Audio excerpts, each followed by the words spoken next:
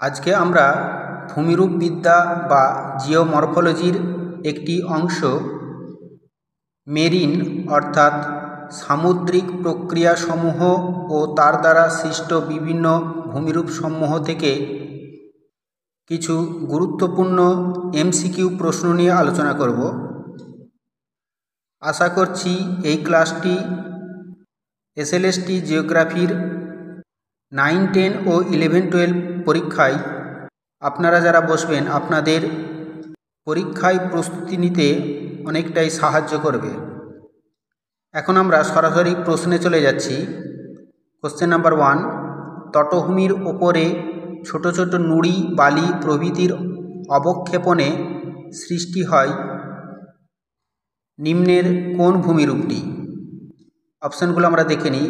Option A বলছে stack, B সৈকত ভূমি, C টম্বলো, D fjord. এই প্রশ্নের উত্তর কোনটা হবে তোমরা প্রথমে আগে অনুমান করে নাও। তার জন্য আমি কিছু সময় দিচ্ছি, এরপর আপনারা আমার উত্তরের সঙ্গে মিলিয়ে নেন। সঠিক উত্তরটি হবে অপশান বি সৈকত ভূমি, ইংরাজিতে যাকে বিচ বলা হয়। এই ছবিটিতে লক্ষ্য করুন, এই হচ্ছে সৈকত ভূমি, যা সমুদ্র তরঙ্গের সঞ্চয় কার্যের ফলে গঠিত একটি ভূমিরূপ। এখানে মনে রাখা দরকার ভারতের কোঙ্কণ উপকূল এবং দীঘার উপকূলে এই সৈকত ভূমি লক্ষ্য করা যায়। এবং আরও মনে রাখা দরকার সৈকতের ঊর্ধ্বাংশের ঢাল প্রায় 10 থেকে 20 ডিগ্রি এবং নিম্নাংশের ঢাল প্রায় 2 থেকে 3 ডিগ্রি হয়ে থাকে। আরও মনে রাখা দরকার ভরা কোটালের জলতলের উপরে অবস্থিত বালুকাময় শৈলশিরাগুলিকে স্টর্ম বিচ বলে এবং গঠনকারী তরঙ্গ দ্বারা উপকূল রেখার সমান্তরালে গঠিত স্বল্পোচ্চ বালুকাপূর্ণ শৈলশিরাগুলিকে বার্ম বলে। আবার বার্মের নিম্নাংশ নুড়ি ও ক্ষুদ্র উপসাগর দ্বারা গঠিত অংশকে বিচ স্ক্যাম্প বলে।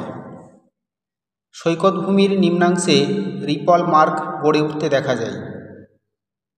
নেক্সট কোশ্চেন নাম্বার 2, আদি সৈকত ভূমি বা তরঙ্গ কর্তিত মঞ্চ বর্তমান সমুদ্রতল অপেক্ষা অনেক উঁচুতে অবস্থান করলে তাকে কি বলা হয়? এখানে যে 4টে অপশান রয়েছে, 4টে অপশান তোমরা আগে দেখে নাও এবং অনুমান করতে থাকো। প্রতিটি প্রশ্নের সঙ্গে যে অপশানগুলো 4টে অপশান থাকে, এই অপশানগুলো আমি বলবো না, তাতে অনেক সময় লেগে যাবে। সেই জন্য প্রশ্নটির সাথে শুধুমাত্র উত্তরটি আমি নির্বাচন করব। এই প্রশ্নের সঠিক উত্তর হবে অপশান এ উত্থিত সৈকত। কোশ্চেন নাম্বার 3, সৈকত ভূমির নিম্নাংশের ঢাল হয়, একটু আগে আলোচনা করেছি, সঠিক উত্তর হবে অপশান বি 2 থেকে 3 degree. Option B is the correct answer. একইভাবে সৈকত ভূমির ঊর্ধ্বাংশের ঢাল হবে 10 থেকে 20 ডিগ্রি। নেক্সট কোশ্চেন নাম্বার 4, সমুদ্র তরঙ্গের ক্ষয়কার্যের ফলে সৃষ্টি হয় নিম্নলিখিত কোন ভূমিরূপটি? সঠিক উত্তরটি হবে অপশান সি ব্লো হোল। আপনারা এই ছবিটিতে লক্ষ্য করেন সমুদ্র গুহার ছাদের দুর্বল অংশ ধসে যাওয়ার ফলে গর্ত সৃষ্টি হয় এবং সমুদ্র জল ও গুহা মধ্যস্থ বায়ু সশব্দে ওই গর্ত দিয়ে বাইরে নির্গত হয় বা বেরিয়ে আসে। এটিকেই ব্লো হোল বলে। বাংলায় একে স্বাভাবিক চিমনি বলা হয়। এই ব্লো হোল বা স্বাভাবিক চিমনি স্কটল্যান্ডে গ্লুপ নামে পরিচিত। মনে রাখা দরকার অস্ট্রেলিয়ার নিউ সাউথ ওয়েলসে এরকম ব্লো হোল লক্ষ্য করা যায়। নেক্সট কোশ্চেন নাম্বার 5, সামুদ্রিক অবক্ষেপণের ফলে উপকূলে সৃষ্টি হয় spit option B is the right answer. অন্যান্য যে অপশানগুলো রয়েছে ভৃগু, স্ট্যাক এবং জিও, এগুলো হলো সমুদ্র তরঙ্গের ক্ষয়কার্যের ফলে গঠিত ভূমিরূপ। এবারে আমরা স্পিড কাকে বলে সেই সম্পর্কে একটু জেনে নিই। সমুদ্র তরঙ্গের সঞ্চয় কার্যের ফলে গঠিত ভূমিরূপের বা শৈলশিরার বা বাঁধের একটি অংশ যখন সমুদ্রের দিকে অধঃক্ষিপ্ত হয় বা প্রসারিত হয় এবং অপর অংশটি যখন স্থলভাগের সঙ্গে যুক্ত থাকে তখন তাকে স্পিড বলা হয়।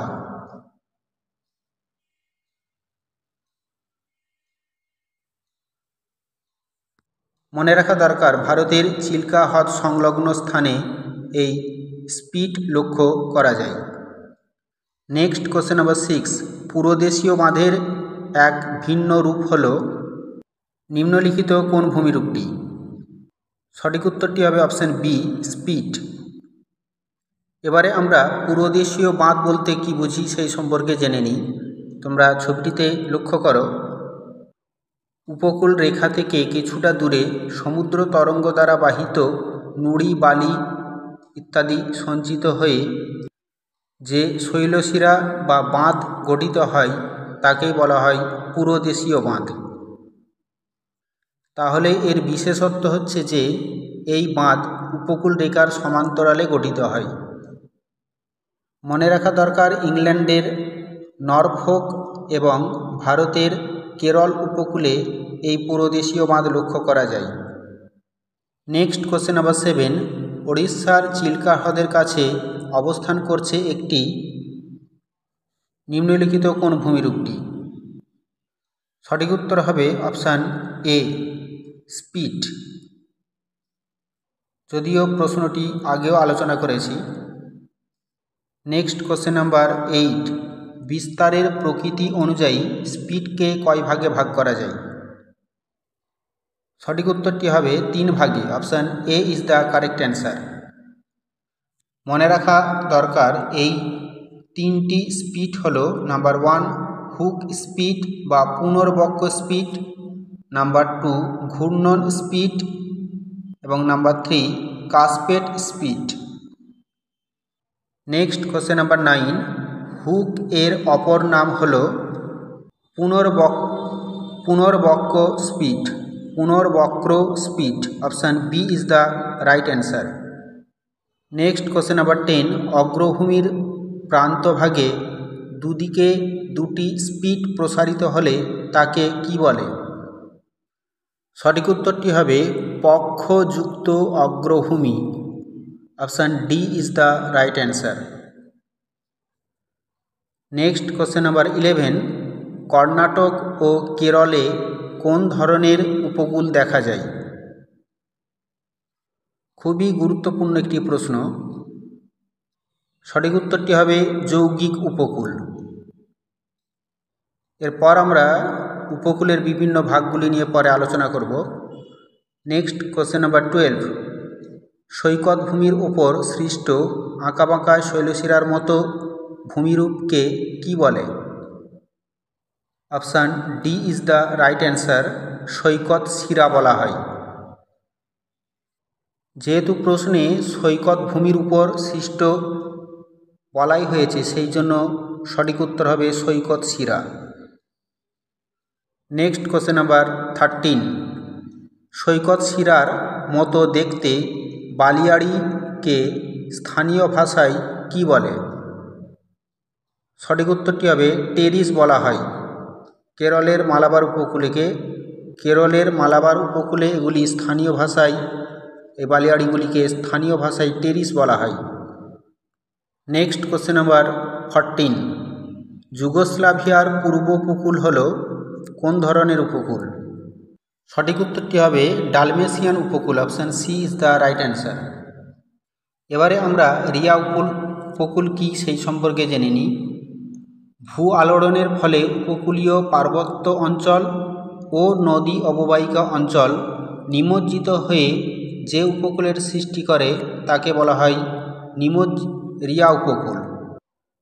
ফিয়োর্ড উপকূল কি না হিমবাহের প্রবাহে সৃষ্ট যে ইউ আকৃতির নিমজ্জিত উপকূল সৃষ্টি হয়, সেই উপকূল খাঁড়িসহ সংকীর্ণ প্রকৃতির হলে তাকে ফিওর্ড উপকূল বলে। এরপর আসি ডালমেশিয়ান উপকূল। উপকূলের সাথে সমান্তরালভাবে অবস্থিত শৈলশিরার সমুদ্রে আংশিক নিমজ্জনের ফলে গঠিত উপকূলকেই বলা হয় ডালমেশিয়ান উপকূল। আপনারা এই ছবিটিতে লক্ষ্য করেন, এই হচ্ছে রিয়া উপকূল, এবং এখানে মনে রাখা দরকার স্প্যানিশ শব্দ রিয়া এর অর্থ হল নদী উপত্যকার নিমজ্জিত স্থান, এবং উদাহরণগুলো অবশ্যই ভালোভাবে মনে রাখা দরকার। দক্ষিণ পশ্চিম আয়ারল্যান্ডের উপকূল এবং স্পেনের পশ্চিম উপকূলে এই রিয়া উপকূল দেখা যায়। এরপর এই ছবিটিতে লক্ষ্য করেন, এটি হচ্ছে ফিওর্ড উপকূল। এই ফিওর্ড একটি নরওয়ে শব্দ, যার অর্থ হল সমুদ্রে নিমজ্জিত হিমবাহ উপত্যকা।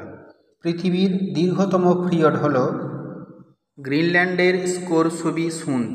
Next question number 15। প্রবাল কীটের বংশবিস্তারের জন্য প্রয়োজন স্বচ্ছ পলিমুক্ত জল। Option D is the right answer. Next question number 16। প্রবাল প্রাচীর গড়ে ওঠার জন্য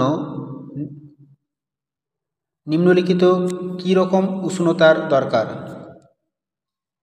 option A is the right answer. 20 থেকে 21 ডিগ্রি সেলসিয়াস তাপমাত্রার প্রয়োজন হয়।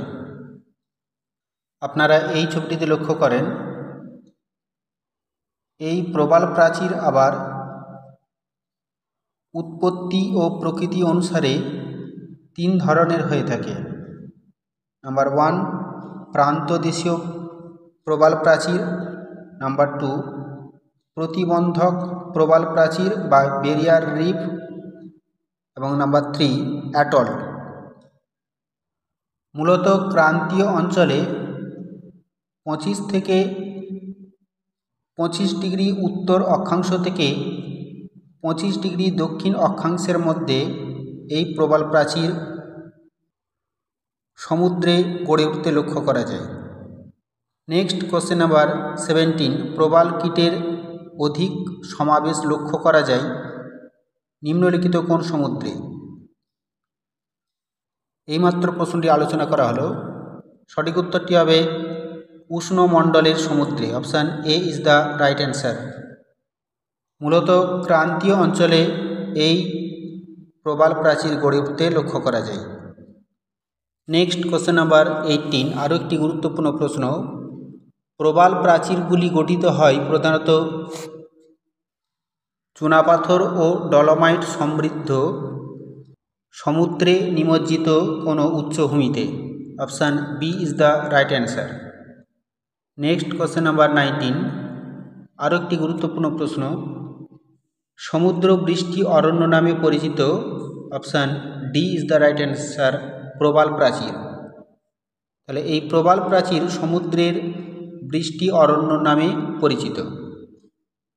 Next question number 20। প্রতিবন্ধক প্রাচীর গঠনের শেষ পর্যায়টি হল। Option C is the right answer, atoll. Next question number 21। হিমবাহ অধ্যুষিত অঞ্চলে দেখা যায় কোন ধরনের উপকূল? Option B is the right answer, fjord উপকূল। Next question number 22। ইউরোপের সুইডেনের উপকূল হল ফিওর্ড উপকূল। Option D is the right answer. Next question number 23। ফিওর্ডের দেশ কাকে বলা হয়? সঠিক উত্তরটি হচ্ছে নরওয়েকে বলা হয়। Option C is the right answer. Next question number 24। বিনাশকারী তরঙ্গে শ্বাস অপেক্ষা ব্যাকওয়াশের শক্তি অধিক। Option D is the right answer. তাহলে শ্বাসে বিনাশকারী তরঙ্গে শ্বাস অপেক্ষা ব্যাকওয়াশের শক্তি বেশি হয়। Next question number 25। সাধারণত শান্ত আবহাওয়ায় সম্মুখ তরঙ্গ প্রত্যাবর্তনকারী তরঙ্গের থেকে বেশি শক্তিশালী হলে তাকে কি বলে? গঠনকারী তরঙ্গ বলা হয়। Option D is the correct answer. Next question number 26, জলপৃষ্ঠের সঙ্গে বায়ুর ঘর্ষণের সৃষ্টি হয় সমুদ্র তরঙ্গ। Option C is the right answer. তাহলে সমুদ্র তরঙ্গ সৃষ্টির প্রধান কারণ হচ্ছে বায়ুর সঙ্গে সমুদ্র জলপৃষ্ঠের ঘর্ষণ। নেক্সট 27, ঝড়ের প্রকোপে সৃষ্ট উত্তাল সমুদ্র তরঙ্গকে কি বলে? ঝটিকা তরঙ্গ বলা হয়। Option A is the right answer. Next 28, সামুদ্রিক অবক্ষেপণের ফলে একটি দ্বীপ ও সেই দ্বীপের নিকটবর্তী মূল ভূখণ্ড যখন পরস্পরের সঙ্গে মিলিত হয় তখন তাকে কি বলে? একে টম্বল বলা হয়। Option B is the right answer. এই ছবিটিতে দেখো, এই টম্বল হচ্ছে একটি বাঁধ যেটি সমুদ্রে অবস্থিত একটি দ্বীপকে উপকূলের সঙ্গে যুক্ত করেছে। নেক্সট 29, ইংল্যান্ডের ডারসেট উপকূলে চেসিল সৈকত ও পোর্টল্যান্ড দ্বীপটি যার দ্বারা পরস্পরের সাথে যুক্ত সেটি হল tumble. Option D is the right answer. Next question number 30, উপসাগরের সম্মুখভাগে স্পিড বেড়ে গিয়ে যে বাঁধ গঠিত হয় তাকে কি বলে? যেহেতু প্রশ্নে উপসাগরের কথা বলা হয়েছে সেই জন্য এই প্রশ্নের উত্তরটি হবে বে বার। আমরা জানি বে মানে হচ্ছে উপসাগরকে বোঝায়, আর কোনো বাঁধকে বলা হয় সমুদ্রে অবস্থিত গঠিত কোনো বাঁধকে বলা হয় বার, সেই জন্য সঠিক উত্তরটি হবে বে বার। নেক্সট 31, নিচের ভূমিরূপগুলির মধ্যে কোনটি উপকূল থেকে বিচ্ছিন্ন হয়ে সৃষ্টি হয়? সঠিক উত্তরটি হবে পুরোদেশীয় বাঁধ। Option C is the right answer. আমরা আরেকবার ছবিটি ভালোভাবে লক্ষ্য করি। এই যে পুরোদেশীয় বাঁধ সম্পূর্ণ উপকূল থেকে বিচ্ছিন্ন একটি বাঁধ। বাকি যে অপশানগুলো রয়েছে স্পিড, টম্বল এবং হুক, এগুলো সবই কিন্তু উপকূলের সঙ্গে সংযুক্ত থাকে। নেক্সট কোশ্চেন নাম্বার 32, নিচের ভূমিরূপগুলির মধ্যে কোনটি উপকূলের সাথে সংযুক্ত হয়ে সৃষ্টি হয়? Option A is the right answer, speed. Speed ছাড়া পুরোদেশীয় বাঁধ এবং বেরিয়ার দ্বীপ এগুলি উপকূলের সাথে এর কোনো সংযোগ থাকে না। নেক্সট কোশ্চেন নাম্বার 33, সমুদ্রে জলরাশির উল্লম্ব সঞ্চালনকে কি বলে? Option A is the right answer, একে সমুদ্র তরঙ্গ বলা হয়। সমুদ্র তরঙ্গ হচ্ছে সমুদ্রের ঢেউ, অর্থাৎ বায়ুর দ্বারা তাড়িত হয়ে যখন সমুদ্রের জলরাশি একই স্থানে উপর নিচে উল্লম্বভাবে ওঠানামা করে তখন তাকে বলা হয় সমুদ্র তরঙ্গ। অপরদিকে সমুদ্রের জলরাশি যখন নিয়ত বায়ুর প্রভাবে এক স্থান থেকে অন্য স্থানে সম্পূর্ণ সঞ্চালিত হয়ে চলে যায় বা বয়ে যায় তাকে বলা হয় সমুদ্র স্রোত। নেক্সট কোশ্চেন নাম্বার 34, ভারতে অবস্থিত একটি উপহ্রদ বা লেগুন হল? এখানে যে অপশানগুলো রয়েছে সঠিক উত্তরটি হবে পুলিকট হ্রদ। Option A is the right answer. মনে রাখতে হবে এটি তামিলনাড়ুতে অবস্থিত। এছাড়া ভারতের বৃহত্তম উপহ্রদ বা লেগুন হল চিল্কা হ্রদ। উপহ্রদ বা লেগুন কি সেই জিনিসটা আমরা জেনে নিই।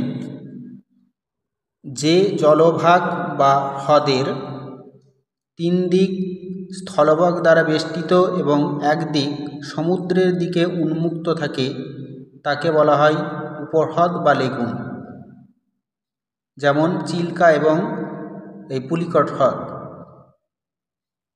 নেক্সট কোশ্চেন নাম্বার 35, ভারতে অবস্থিত একটি প্রবাল দ্বীপের নাম হল? প্রবাল দ্বারা গঠিত হয়েছে নিম্নলিখিত কোন দ্বীপটি? সঠিক উত্তর হবে Lakshadweep. Option C is the right answer. Next question number 36, ভারতের পূর্ব উপকূলের একটি বিখ্যাত উপহ্রদের নাম কি? অবশ্যই সঠিক উত্তরটি হবে চিল্কা হ্রদ। Option D is the right answer. Next question number 37, পৃথিবীর বৃহত্তম লেগুনটির নাম কি? আমরা ভারতের জানলাম, পৃথিবীর বৃহত্তম লেগুন কোনটি? সঠিক উত্তরটি হবে New Caledonian. Option C is the right answer. Next question number 38, জলমগ্ন নদী উপত্যকা কোন উপকূল সৃষ্টি করে? অবশ্যই সঠিক উত্তরটি হবে রিয়া উপকূল। আমরা আগেই জেনেছি যে রিয়া একটি স্প্যানিশ শব্দ যার অর্থ হল জলমগ্ন নদী উপত্যকা। নেক্সট কোশ্চেন নাম্বার 39, হাওয়াই দ্বীপপুঞ্জে দেখতে পাওয়া যায় নিম্নলিখিত কোন উপকূলটি? সঠিক উত্তরটি হবে নিরপেক্ষ উপকূল। Option D is the right answer. আচ্ছা, এখানে আমরা উপকূল রেখাগুলি সম্পর্কে একটু জেনে নিই।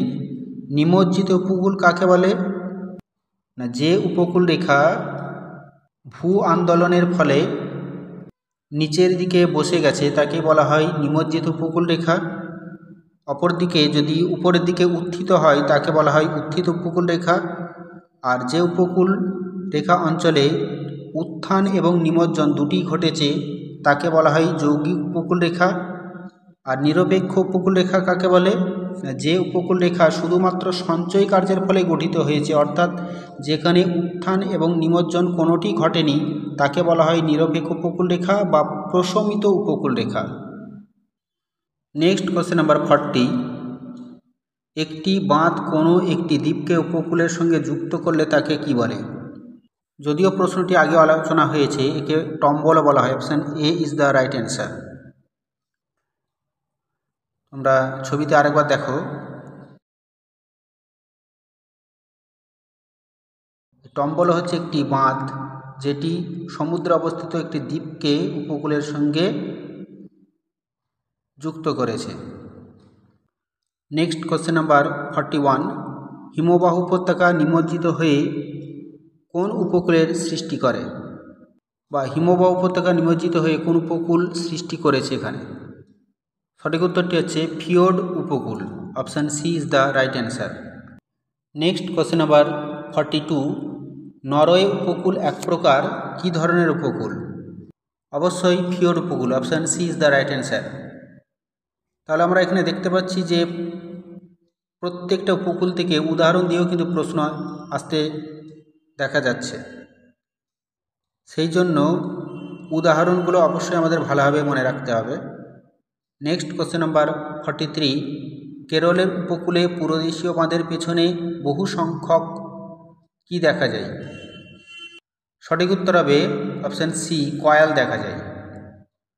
কেরলের উপকূলে পুরোদেশীয় বাঁধের পিছনে বহু সংখ্যক কয়াল দেখা যায়। এবং মনে রাখতে হবে ভারতের বৃহত্তম কয়াল হল ভেম্বানাদ, যা ভূমিভাগের উত্থান এবং নিমজ্জনের ফলে গঠিত একটি ভূমিরূপ। নেক্সট কোশ্চেন নাম্বার 44, সমুদ্র তরঙ্গ দ্বারা সৃষ্ট অত্যন্ত লম্বা ও গভীর খাঁড়ি কী নামে পরিচিত? সঠিক উত্তরটি হবে এটি জিও নামে পরিচিত। Option A is the right answer. ছবিতে লক্ষ্য করি, এটি সমুদ্র তরঙ্গের ক্ষয়কার্যের ফলে গঠিত একটি ভূমিরূপ, যা ক্রমাগত ক্ষয়কার্যের ফলে গুহার ছাদ বসে গিয়ে বা ধসে গিয়ে সংকীর্ণ এবং সুদীর্ঘ একটি প্রবেশ পথ সৃষ্টি করে, যার মধ্য দিয়ে সমুদ্রের জলরাশি অনায়াসে প্রবাহিত হতে পারে। একে স্কটল্যান্ডে জিও বলা হয়। মনে রাখা দরকার, অস্ট্রেলিয়ার জার্ভিস উপসাগরের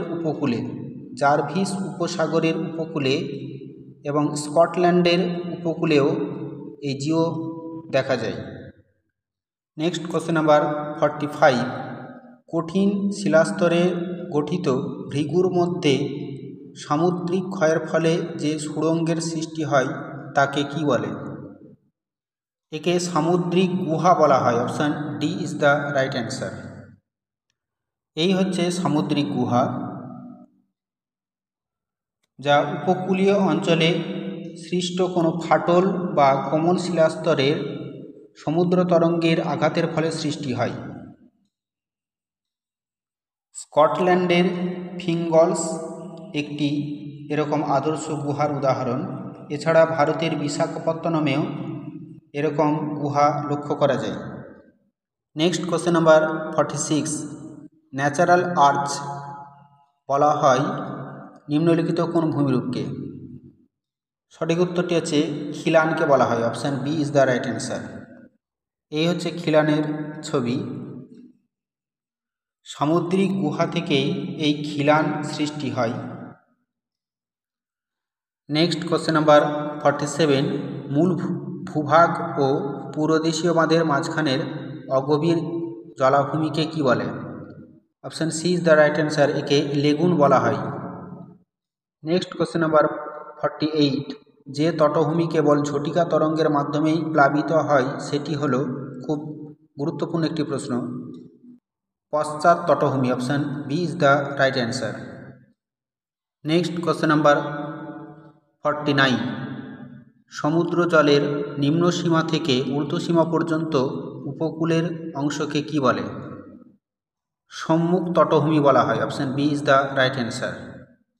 নেক্সট কোশ্চেন নাম্বার 50, তটভূমির কোন অংশটি সমুদ্রের জলে অর্ধ নিমজ্জিত থাকে? সঠিক উত্তর হবে সম্মুখ তটভূমি। Option A is the right answer.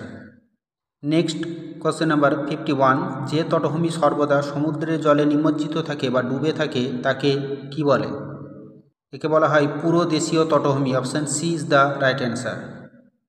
এবারে এই ছবিটিতে লক্ষ্য করো, এই হচ্ছে বিভিন্ন ধরনের তটভূমির ছবি।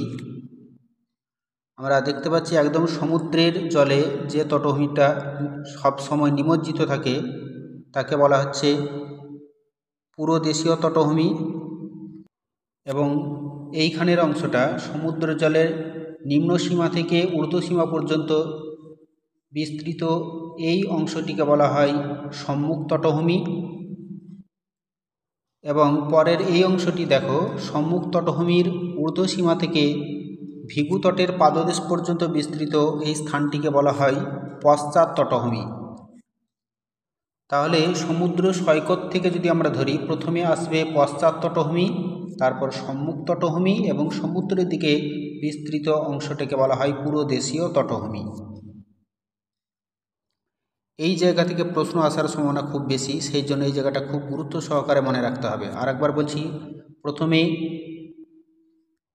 সৈকত থেকে যদি আমরা ধরি, প্রথমে পশ্চাৎ তটভূমি, তারপর সম্মুখ তটভূমি, এবং সবশেষে সমুদ্রের দিকে বিস্তৃত রয়েছে পুরো দেশীয় তটভূমি। নেক্সট কোশ্চেন নাম্বার 52, সমুদ্র ও স্থলভাগের সংযোগ স্থলকে কি বলে? অবশ্যই একে আমরা উপকূল বলবো। Option C is the right answer. তাহলে সমুদ্র এবং স্থলভাগ যেখানে মিলিত হয়েছে তাকে বলা হয় উপকূল বা কোস্ট। নেক্সট কোশ্চেন নাম্বার 53, যে রেখা বরাবর উর্মিভঙ্গ ঘটে তাকে কি বলে?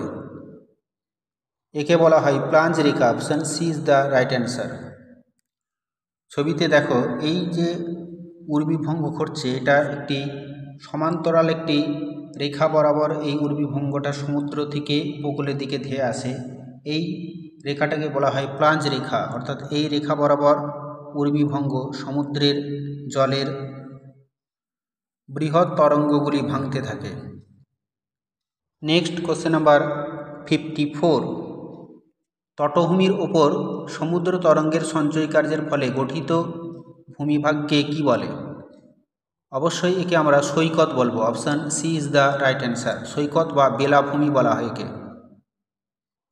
দীঘাতে এই সৈকত বা সৈকত ভূমি লক্ষ্য করা যায়। নেক্সট কোশ্চেন নাম্বার 55, সঞ্চয় কার্য কম পরিমাণে সংঘটিত হয় নিম্নলিখিত কোন উপকূলে? সঠিক উত্তরটি হবে উত্থিত উপকূলে। Option C is the right answer. উত্থিত উপকূলে কি হচ্ছে, যেহেতু উপকূলটা উপরের দিকে উত্থিত হচ্ছে, সেই জন্য সেখানে সঞ্চয় কাজ তো হবে না, বরঞ্চ সেখানে ক্ষয় কাজ হতে শুরু করবে। নেক্সট কোশ্চেন নাম্বার 56, ভারতের কোন সমুদ্র উপকূলে স্ট্যাক এবং স্ট্যাম্প দেখা যায়? খুবই গুরুত্বপূর্ণ একটি প্রশ্ন। সঠিক উত্তরটি হবে গোয়ার উপকূলে। Option D is the right answer.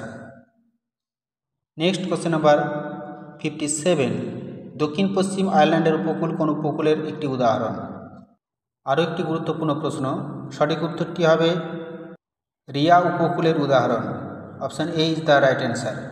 Next 58, ভারতের কোন উপকূলে যৌগিক উপকূল দেখা যায়? আগে আলোচনা হয়েছে, সঠিক উত্তরটি হবে মালাবার উপকূলে। Option B is the right answer. Malabar উপকূলের কেরলে এই যৌগিক উপকূল লক্ষ্য করা যায়, অর্থাৎ যেখানে উপকূলটা উত্থান এবং নিমজ্জনের ফলে গঠিত হয়েছে। নেক্সট কোশ্চেন নাম্বার 59, সমুদ্র তরঙ্গের ক্ষয়কার্যে সৃষ্ট খিলানের ক্ষয়প্রাপ্ত যে ভূমিরূপটি কেবলমাত্র ভাটার সময় দেখা যায় তা হল stump. Option B is the right answer. Stump হচ্ছে খিলানের ক্ষয়প্রাপ্ত ক্ষুদ্র অংশ।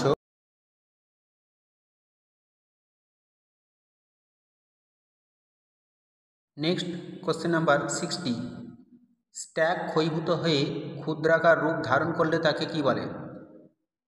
খুবই গুরুত্বপূর্ণ একটি প্রশ্ন, সঠিক উত্তরটি হবে স্ট্যাম্প।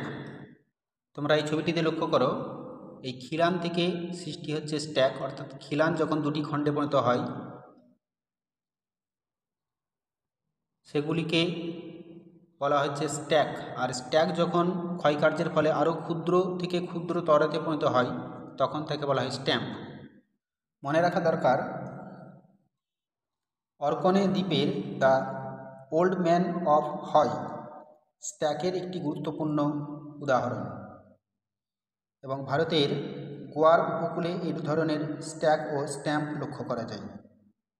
নেক্সট কোশ্চেন নাম্বার 61, প্রবাল কীটের দ্বারা তৈরি সমুদ্রপৃষ্ঠ থেকে স্বল্প উত্থিত প্রায় বৃত্তাকার প্রাচীরকে কি বলে?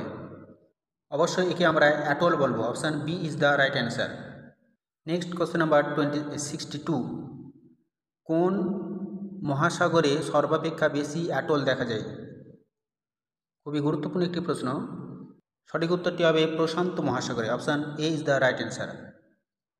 আমরা জানি যে প্রশান্ত মহাসাগর পৃথিবীর গভীরতম একটি মহাসাগর, তো সেই জন্য এই প্রশান্ত মহাসাগরের তলদেশে শৈলশিরা বা পাহাড় পর্বতের সংখ্যা বেশি, সেই কারণে এই প্রশান্ত মহাসাগরে বেশি সংখ্যক অ্যাটল গড়ে উঠতে দেখা যায়। নেক্সট কোশ্চেন নাম্বার 63, প্রবাল প্রাচীর মূলত সৃষ্টি হয় কোন ধরনের সমুদ্রে? যদিও আগেও প্রশ্নটি আলোচনা হয়েছে, এই ধরনের ধাঁধানো প্রশ্নই পরীক্ষায় আসার সম্ভাবনা বেশি থাকে। এখানে যে অপশানগুলো রয়েছে প্রায় একই ধরনের, সেই কারণে তোমরা একটু অনুমান করে নাও। সঠিক উত্তর হবে ক্রান্তীয় অগভীর সমুদ্রে। ক্রান্তীয় অঞ্চলের অগভীর সমুদ্রে কিন্তু প্রবাল প্রাচীর গড়ে উঠতে লক্ষ্য করা যায়। 20 ডিগ্রি থেকে 21 ডিগ্রি সেলসিয়াস তাপমাত্রাযুক্ত সমুদ্র জলে এই প্রবাল প্রাচীর গড়ে ওঠে। নেক্সট 64, দুটি শিলাখণ্ড বা নুড়ির পারস্পরিক সংঘর্ষে যে ক্ষয় হয় তাকে কি ধরনের ক্ষয় বলে? অবশ্যই একে আমরা ঘর্ষণ ক্ষয় বলবো। Option B is the right answer. Next 65, তরঙ্গবাহিত শিলাখণ্ডের সঙ্গে সমুদ্র বক্ষের ঘর্ষণ কি নামে পরিচিত? Option A is the right answer, অবঘর্ষ ক্ষয়।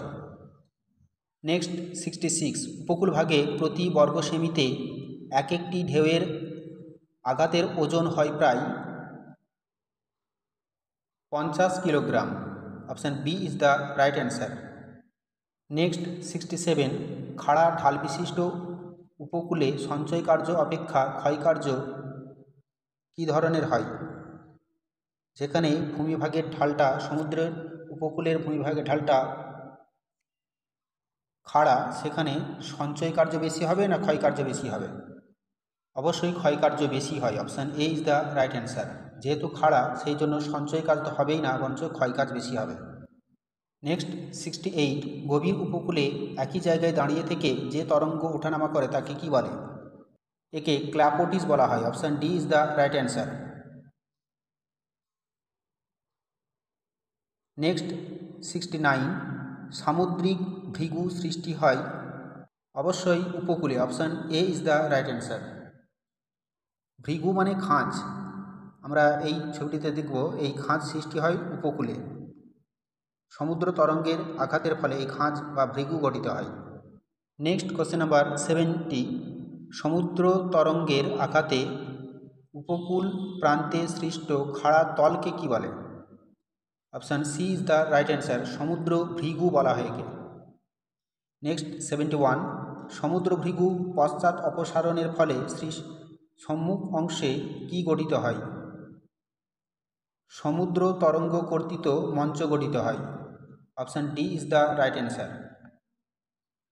সমুদ্র ভৃগু যতই পশ্চাৎ অপসারণ করবে তার সামনের অংশে ততই সমুদ্র তরঙ্গ কর্তৃত মঞ্চ গঠিত হবে। নেক্সট 72, খাড়া ভৃগু সৃষ্টি হয় নিম্নলিখিত কোন ধরনের শিলায়? সঠিক উত্তরটি হবে ব্যাসল্ট পাথরে। Option C is the right answer. যেহেতু ব্যাসল্ট শিলা সবথেকে শক্ত বা কঠিন, সেই জন্য এখানে খাড়া ভৃগু সৃষ্টি হবে। নেক্সট 73, তরঙ্গ কর্তৃত মঞ্চের মসৃণতা লাভে নিচের কোন সামুদ্রিক প্রক্রিয়া সক্রিয় ভূমিকা গ্রহণ করে? অবঘর্ষ ক্ষয়। Option A is the right answer. তাহলে তরঙ্গ কর্তৃত মঞ্চের মসৃণতা তখনই সৃষ্টি হবে যখন সেই অঞ্চলে অবঘর্ষ ক্ষয় বৃদ্ধি পাবে, অর্থাৎ সমুদ্র তরঙ্গের দ্বারা বাহিত শিলাখণ্ডের আঘাতের ফলে যে ক্ষয় হয় তাকে বলা হয় অবঘর্ষ ক্ষয়। 74, উপকূল থেকে বিচ্ছিন্ন এবং সাধারণ জলতলের ওপরে স্তম্ভরূপে দণ্ডায়মান ভূমিরূপটি হল stack. Option B is the right answer, যদিও প্রশ্নটি আগে আলোচনা হয়েছে। নেক্সট 75, অগ্রভূমির ক্ষয়ের ফলে ক্রমান্বয়ে সৃষ্ট সামুদ্রিক ভূমিরূপগুলিকে পরপর সাজালে যা হয়। খুবই গুরুত্বপূর্ণ একটি প্রশ্ন, এই ধরনের প্রশ্নই এসএসসি পরীক্ষায় আসার সম্ভাবনা বেশি থাকে। এখানে যে অপশানগুলো রয়েছে আগে ভালোভাবে দেখে নাও, কোনটি সঠিক উত্তর হবে নির্বাচন করা। সঠিক উত্তরটি হবে অপশান এ। প্রথমে সৃষ্টি হবে সামুদ্রিক গুহা, যেটা সমুদ্রের কাছে, তারপরে সৃষ্টি হবে খিলান, তারপরে স্ট্যাক, তারপরে স্ট্যাম্প। তাহলে উপকূল থেকে সমুদ্রের দিকে যত আমরা যাব, প্রথমে সৃষ্টি হচ্ছে সামুদ্রিক গুহা, তারপরে খিলান, তারপরে স্ট্যাক, তারপরে স্ট্যাম্প। অপশান এ হয়ে যাবে এই প্রশ্নের সঠিক উত্তর। নেক্সট 76, একাধিক ব্লোহোলের সংযুক্তিকরণের ফলে সৃষ্ট দীর্ঘ ও সংকীর্ণ খাঁড়িকে কি বলে? একে জিও বলা হয়। Option C is the right answer.